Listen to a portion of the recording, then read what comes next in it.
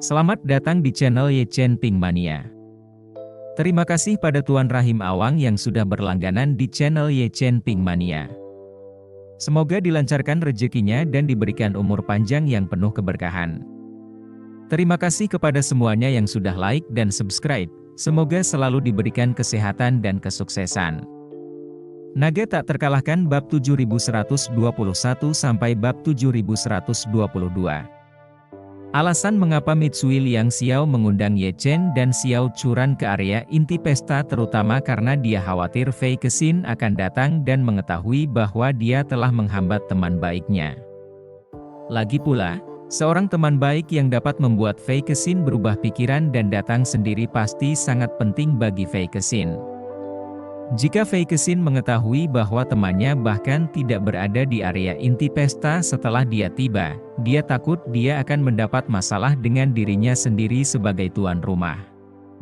Ye Chen tahu apa yang ada dalam pikirannya, meskipun dia tidak tertarik dengan orang-orang ini, kuncinya adalah istrinya menyukai tawana itu, atau menyukai lagu-lagu tawana, dan memiliki kesempatan untuk bertemu dengan idolanya, dan bahkan naik beberapa kata, adalah kesempatan baik yang tidak boleh dilewatkan oleh semua penggemar.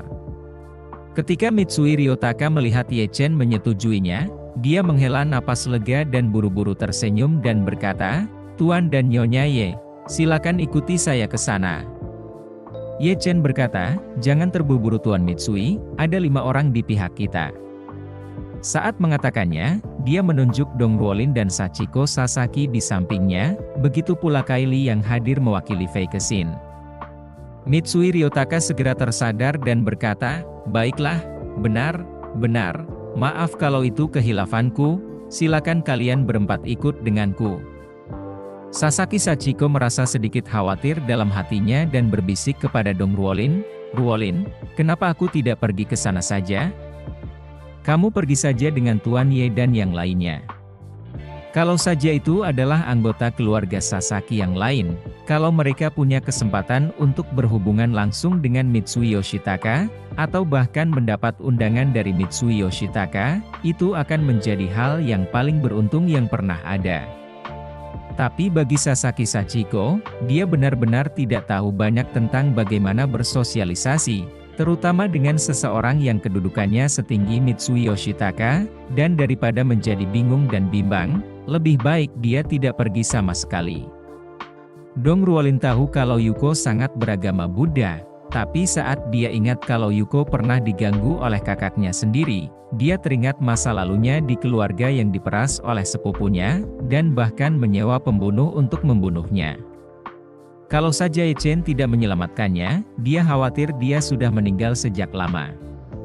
Selangkah demi selangkah hingga hari ini, Dong Ruolin memahami satu hal, dalam keluarga besar dengan hubungan dan kepentingan yang rumit, bahkan jika Anda tidak berkelahi atau menyambar, Anda mungkin tidak bisa mendapatkan kembali kedamaian dan cinta, karena akan selalu ada seseorang yang akan memperlakukan Anda sebagai saingan potensial. Dan jika Anda tidak menyerangnya, dia juga akan menyerang Anda. Kalau kamu ingin mendapatkan pijakan di lingkungan seperti itu, kamu harus memperkuat dirimu terlebih dahulu, kalau tidak, kamu tidak akan menjalani hari-hari yang damai di masa mendatang.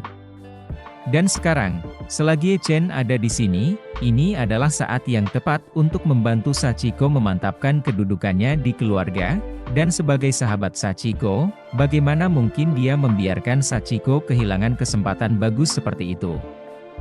Jadi, dia melangkah maju dan memegang lengan Sachiko, sambil diam-diam menariknya dengan kuat, dan berbisik, "Dasar wanita bodoh, kalau kamu ingin menjadi eksistensi dalam keluarga yang tidak ada yang berani ganggu, hari ini adalah kesempatan terbaik dalam hidupmu, dengan Ye Chen, perahu ini, bukan seseorang yang ingin naik, bisa naik."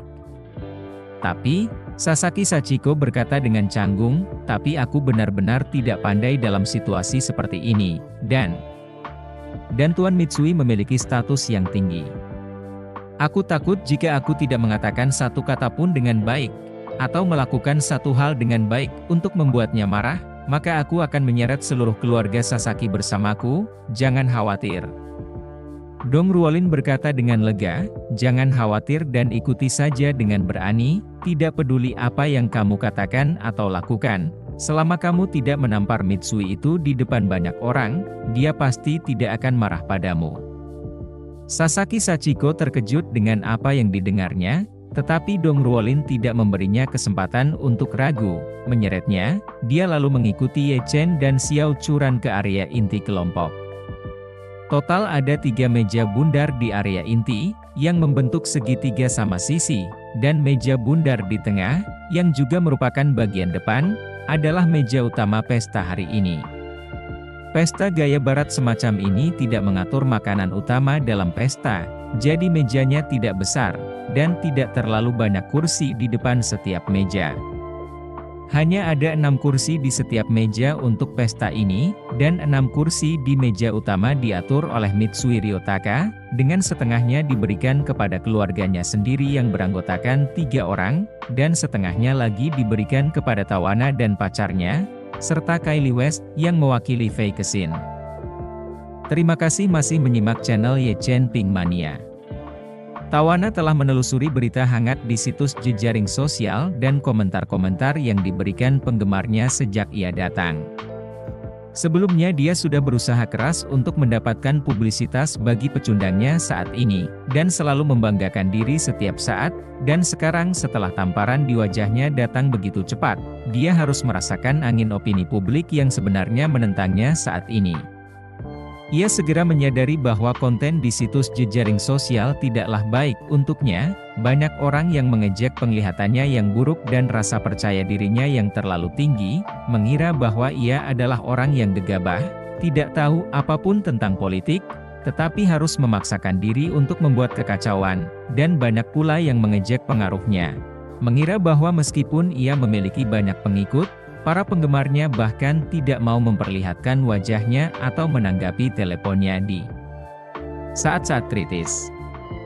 Di platform video pendek ternama, bahkan banyak orang yang mengedit video lamanya sendiri serta ucapan yang secara terbuka mendukung pihak yang kalah, lalu juga sengaja mencocokkannya dengan adegan terkenal yang sudah terkenal di jaringan tersebut, dan ejekan tersebut dapat digambarkan sebagai ejekan yang sangat keterlaluan. Konten-konten negatif tersebut membuat Tawana makin geram dalam hatinya, dan juga menyadarkan dia akan makna sesungguhnya dari kata pemenang mengambil semuanya, dia hanya mendukung yang kalah di depan publik, dan dia malah dihujat secara verbal dan sinis oleh semua orang. Ia khawatir di tahun-tahun mendatang, dia tidak akan bisa bersembunyi dari rasa malu ini. Tepat pada saat itu, ia tiba-tiba menemukan bahwa di situs jejaring sosial, sebuah kiriman hangat dengan cepat menjadi topik hangat saat itu, dengan judul, "Apakah rahasia Tawana layak diungkap?" Di antara sekian banyak balasan, netizen dengan like tertinggi berpendapat bahwa alasan Tawana tetap mendukung pihak yang kalah pasti karena ia mempunyai banyak rahasia yang tidak diketahui publik, yakni takut jika pihak lain menang, rahasianya akan terbongkar. Jawaban ini didukung oleh banyak orang, dan ribuan orang berkomentar di bawah untuk menunjukkan bahwa mereka sependapat dengan responden. Tawana tak menyangka dirinya begitu cepat menjadi sasaran, tertekan luar biasa. Tiba-tiba ia teringat sesuatu dan buru-buru bertanya kepada pacarnya, "Trevor, apakah kamu merekam video saat aku berbicara di sana tadi?" "Tentu saja."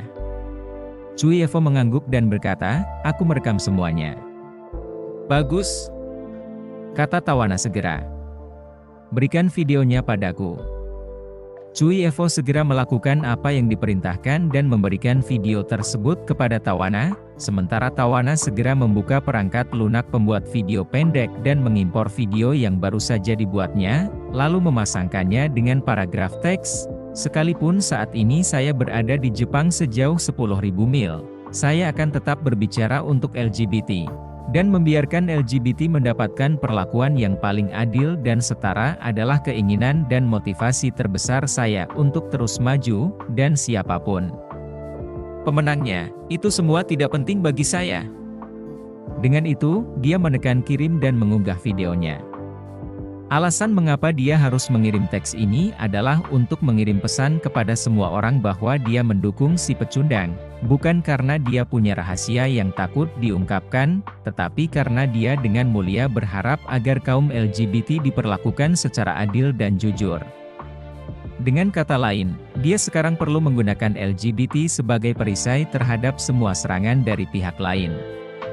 Selama ia masih berpegang pada persona ini, siapapun yang mempertanyakannya dapat mengatakan bahwa pihak lain mendiskriminasikan kaum LGBT, yang mengundang kecaman dari pihak lain, dan membiarkan kaum minoritas yang marah, serta warganet, terus membantunya menjatuhkan pihak lain.